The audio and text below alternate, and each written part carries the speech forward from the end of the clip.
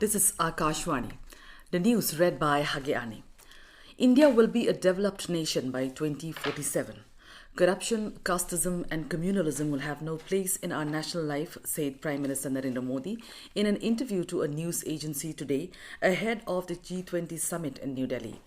The Prime Minister said that in G20, India's words and vision are being seen by the world as a roadmap for the future.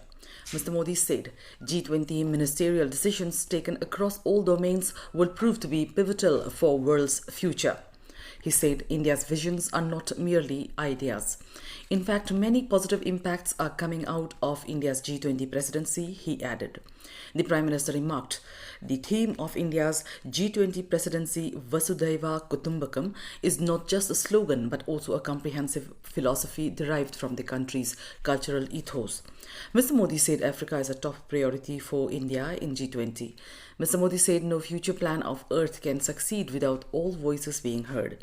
He also said India will be in top 3 economies of the world in near future, citing country's record of jumping 5 spots in less than a decade. The Prime Minister said dialogue and diplomacy are the only ways to resolve different conflicts in different regions. He said whether as G20 president or not, India will support every effort to ensure peace across the world. Government has constituted an 8-member high-level committee to examine One Nation, One Election. Former President Ramnath Kovind has been appointed as chairman of the committee.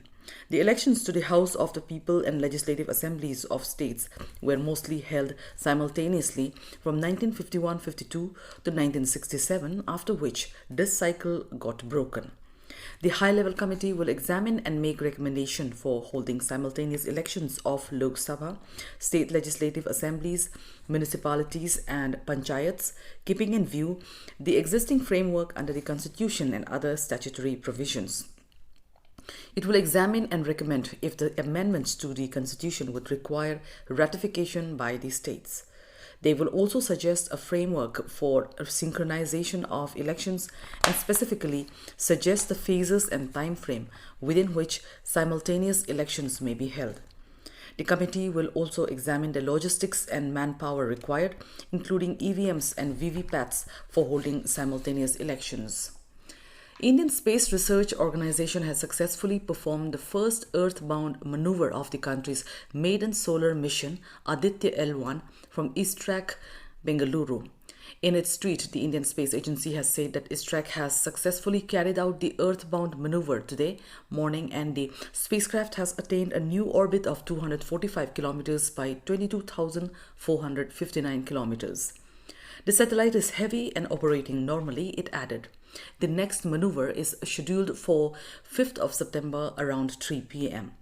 The satellite will undergo 4 earthbound orbital maneuvers before placing in the transfer orbit towards the Lagrange point L1 in 125 days.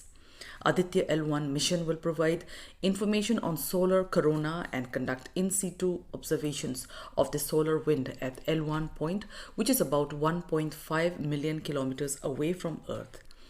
The Polar Satellite Launch Vehicle C-57 had successfully launched Aditya L1 spacecraft yesterday. As 14 days of daylight ends on the moon, the Indian Space Research Organisation has put off the payloads on the solar-powered rover Pragyan that is safely parked on the surface of the moon.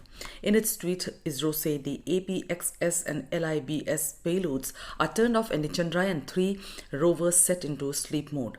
The battery is fully charged on the rover and is oriented to receive the light at the next sunrise expected on the 22nd of September. The receiver is kept on.